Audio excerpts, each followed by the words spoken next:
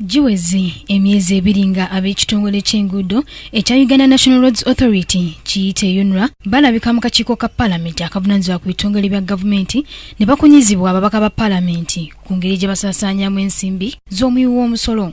Era ababaka bazze bakizuula nti pulojekiti ez'enguudo ez'enjawulo zizze zibeeramu kiweeweezinge omuli okusasula kampuni endala ng'ate terina kontrakita na kitongole kino okusaasaanya omutitimbi gw'ensimbi ku nguudo ez'enjawulo ewatali nsonga nnambulukufu. China Rail Engineering Group Company Limited made a resolution to create China Rail Engineering Group Uganda. You advertised, you evaluated, who bid it?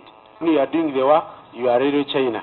When you are receiving the money, you are Uganda. Mu kino ababaka abatula akakiiko ka Paalamenti akavunaanyizibwa ku bitongole bya gavumenti basobola okununula ensimbi eziwera ddala obuwumbi 47 n'obukadde 7 okuva ku kampuni z'Abachina UNRA ziyali ewa kontrakita okukola enguudo ez'enjawulo nga ensimbi zino zaali zakuliyira bannayuganda abaasendebwa nga bazimba enguudo. Kampuni zino kwaliko eya Zhongmei Engineering Group Company, China Railway Number 18th Group, China Railway Number 5 Group, nga kwotadde ne Chongqing International Construction Company, nga kampuni eno n'olwokuna lwa wiiki eno ababaka bazzeemu ne bagisesemya akawumbi kamu n'obukadde 8 eza siringi za Uganda bwe bali basabe UNRA nga beekwasa nti ekitongole kyabalwisawo okutandika omulimu gwabwe ogw'okuddaabiriza oluguudo lwe Arua-Koboko ng'ate yali nsobi ya kampuni eno. Kati balina emyezi 6 gye bayonoona ate ne bajja mu bukyamu ne basaba UNRA ebasasule olw'okuba bakeerewa okukola.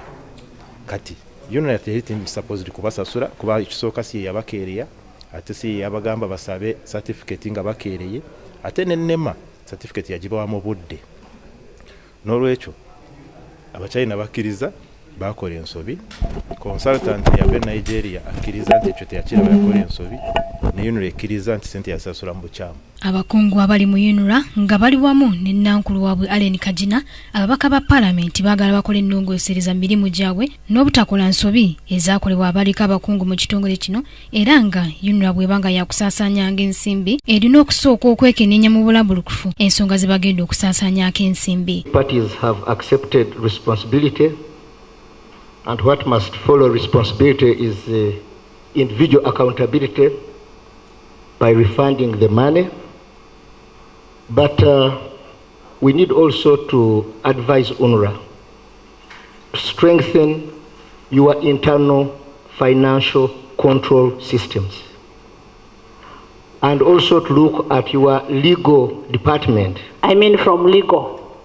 Now, if a legal officer cannot advise management on whether to pay or not pay, then why do we have them there?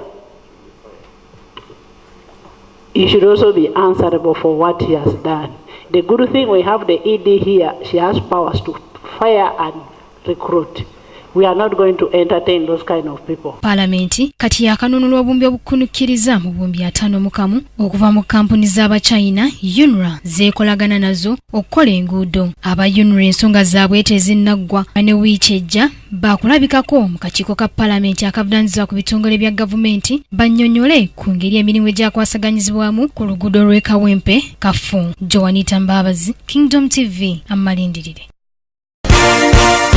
This is Kingdom TV.